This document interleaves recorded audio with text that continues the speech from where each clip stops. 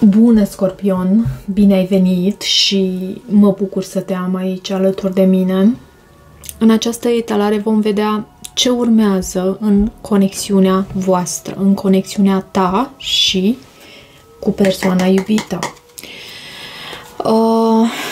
Vreau să văd ce urmează în planul amoros pentru Scorpion și să vedem și din acest oracol ce are să ne spună în ceea ce privește ceea ce urmează.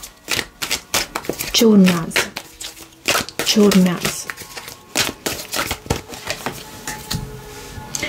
Avem spânzuratul. Spânzuratul anunță o perioadă de blocaj, uneori o perioadă de așteptare. Și la baza pachetului o altă arcană majoră, este vorba despre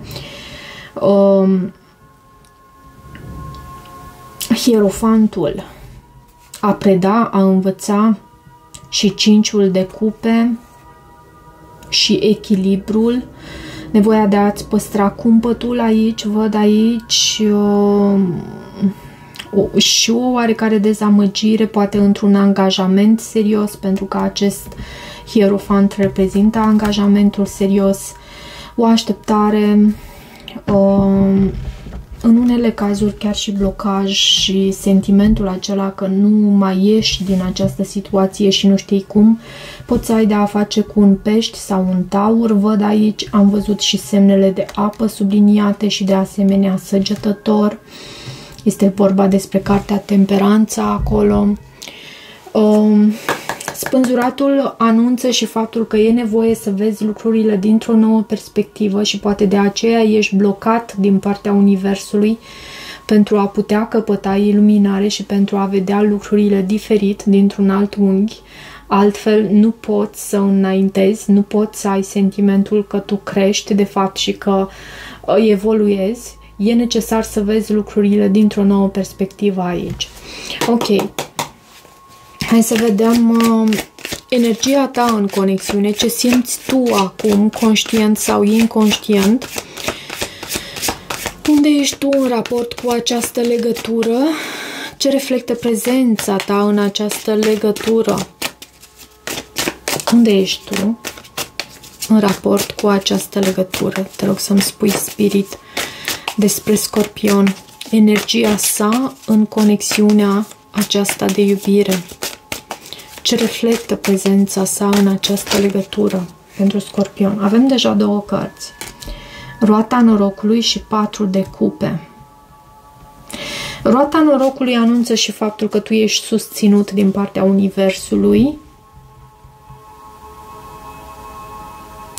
Roata norocului și 4 de cupe aici anunță faptul că lucrurile se schimbă și poate dacă cândva tu ți-ai dorit foarte mult această oportunitate de nou început, pentru că văd și acest nebun, e posibil ca lucrurile să se schimbe acum și să îți dorești să te eliberezi de fapt din această situație.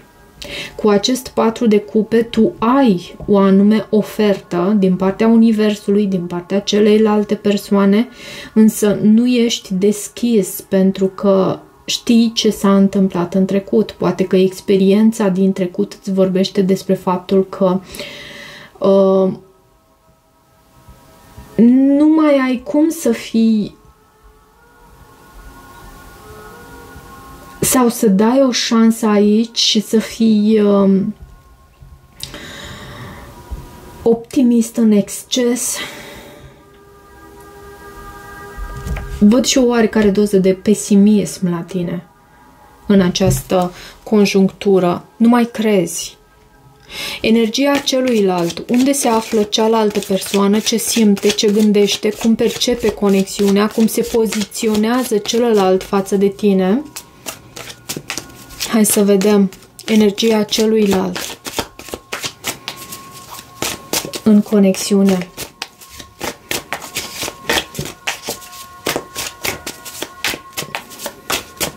Care este energia celuilalt în conexiune? Temperanța. E o persoană cumpătată, aș putea să spun, și 3-ul de cupe. Așteaptă acel moment potrivit pentru ca voi să vă reuniți. Poate să fie și un săgetător aici implicat. De ce temperanța? De ce temperanța în energia celuilalt, în energia celelalte persoane? Regina de cupe. Regina de cupe e toată iubire și justiția. Reprezintă zodia Balanță. Aici avem Rac, Scorpion, Pești. Poți să ai de-a face cu o astfel de persoană.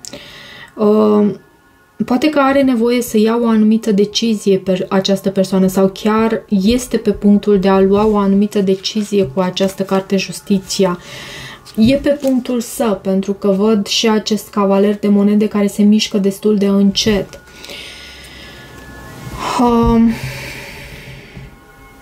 Această persoană iubește.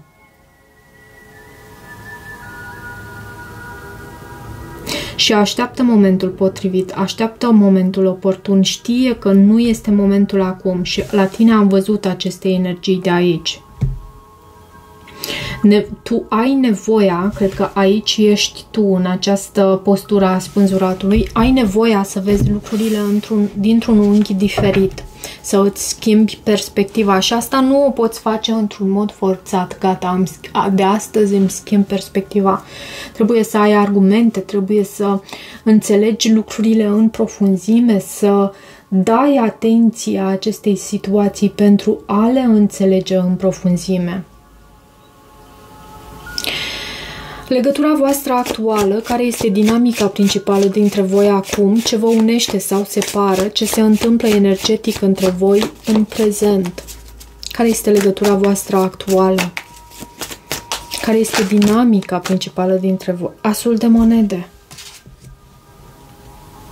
Este și o carte a angajamentului și da, uite, văd și acest 10 de monede la baza pachetului. Este și o carte a angajamentului. Poate există un anume angajament între voi aici. De ce asul de monede? În legătura voastră actuală. Și 7 de cupe. Pajul de monede. Dar și confuzie în privința acestui as de monede. Și faptul că nu știți cum să pășiți înspre acest as de monede. Poate, da, uite. Pentru că urma să spun, poate cineva din această dinamică cu unul dintre voi poate să aibă opțiuni, poate de asemenea să mai existe o familie în altă parte sau ceva de genul ăsta. 7 de cupe anunță și faptul că voi vă urmăriți unul pe celălalt pe rețelele de socializare, dacă nu sunteți împreună, sau prin alte modalități și asta căutați, acest as de monede. Vă gândiți unul la celălalt foarte mult. Aveți atenția unuia pentru celălalt. Ok. Ce se vindecă în această conexiune? Karmă, lecții, traume sau tipare care se transformă prin această legătură? Ce lecție spirituală sau rană se reactivează și se cere vindecată?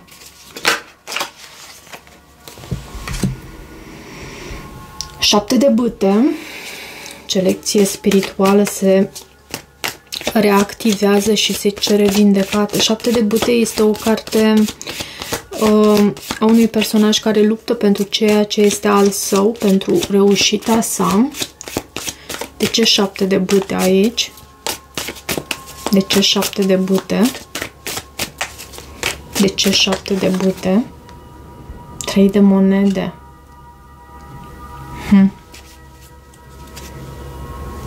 Și nebunul.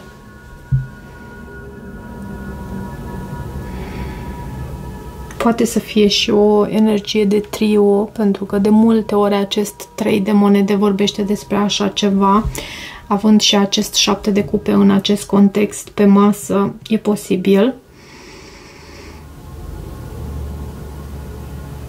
Dar nebunul anunță un nou început. În ceea ce se vindecă aici,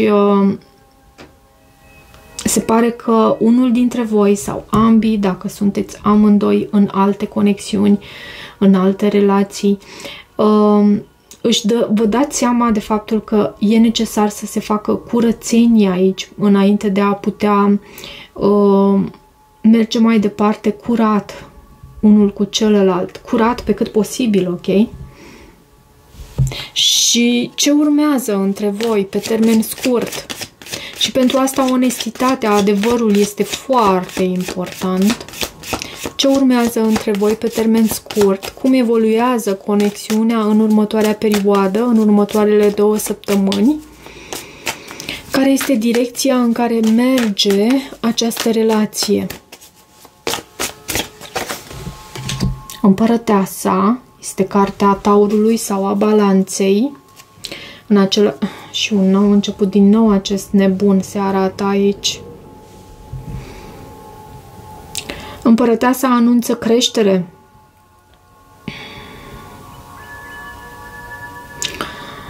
Evoluție, abundență. Da, un nou început. De ce împărăteasa în ceea ce urmează între voi în această conexiune? Împărăteasa este energia feminină divină. 6 de spade. Cineva se detașează. Nu, credeam că la tine am avut aceeași tematică. La tine avem hierofantul aici. La Balanță am avut, a fost vorba despre a pleca, despre a se detașa. Cineva se detașa din acea conexiune. 6 de spade poate să anunțe progres aici, poate să anunțe faptul că ceea ce este mai greu este dat la spate și vă îndreptați către ceva mai sănătos pentru voi, armonios, și văd acest 10 de cupe care este un semn extrem de bun pentru voi. 10 de cupe, 5 de bâte, dar și competiție. Mai dă-mi o carte în ceea ce urmează pentru Scorpion. Ce urmează pentru Scorpion? Energia feminină poate să fie pe drum, să călătorească mai mult. De ce aceste cărți? Împărăteasa și Cavalerul de monede a venit aici pe aceste cărți. Și Hierofantul.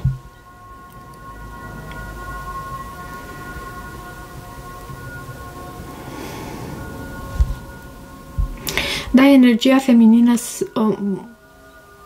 călătorește sau fie în planul fizic, fie în planul spiritual.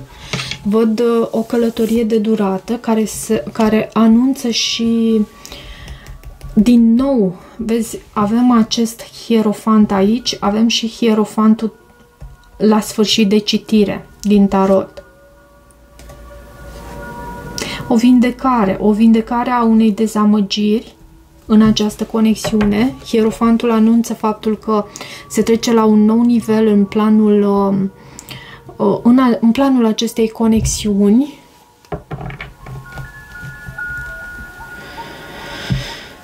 Hierofantul poate să vorbească despre un ghid, o persoană înțeleaptă care poate să vă ajute aici, un consilier, chiar divinitatea.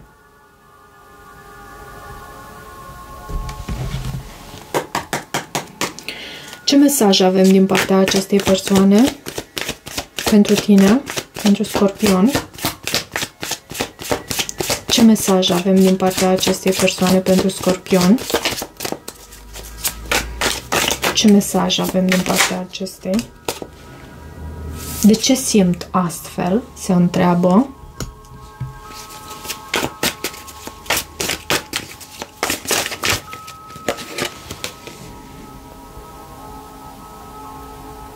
Cum vei putea vreodată să ierți dezastrul pe care l-am făcut?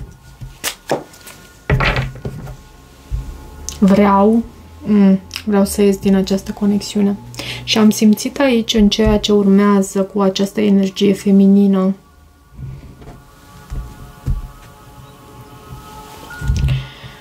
hai să vedem visul șamanului, ce trebuie să știi sau să accepti pentru binele tău superior. Ce mesaj avem de aici? Ce trebuie să știi sau să accepti pentru binele tău superior? Traversarea, inițierea. Și acest 6 de spade poate să vorbească și despre o perioadă de tranziție. La baza pachetului avem nevestele pădurii, adaptabilitate. În această perioadă de traversare e necesară și adaptabilitatea. 146. Rit de trecere, inițiere. Ai ajuns pe malul unui râu. Malul opus duce în întunericul peșterii eterne, unde vechiul moare și apoi se naște din nou. Aici este locul unde se formează timpul, iar anotimpurile își încetează dansul și se opresc, ca și cum s-ar afla într-un repaus temporar. Trebuie să traversezi râul acum, onorând și respectând această tranziție, căci este timpul să-ți iei adio de la vechile tale moduri de a naviga în lume. Nu-ți fie teamă, ai ajuns pe malul râului pentru că ești pregătit, ești gata să renunți la ceea ce nu-ți servește și la toate modurile în care te-ai împiedicat să trăiești cu adevărat. Intimitatea necesită vulnerabilitate și adevăr. Poți să dai la o parte măștile și barierele falsei puteri și să descoperi din ce ești făcut cu adevărat? Pășește în barca ce te așteaptă. Lasă-te purtat în peșteră, unde umbrele așteaptă să fie luminate pentru a te naște din nou în lume, fără negare sau artificii. A face traversarea este un act frumos și puternic al celei mai înalte iubiri. O perioadă de inițiere pentru tine și un rit de trecere. Interesant. Cam atât pentru această citire, dragilor. Dacă rezonați cu acest mesaj, nu uitați să vă abonați canalului, să mai treceți pe aici, să îmi lăsați o apreciere și un feedback. Eu vă mulțumesc și toate bune!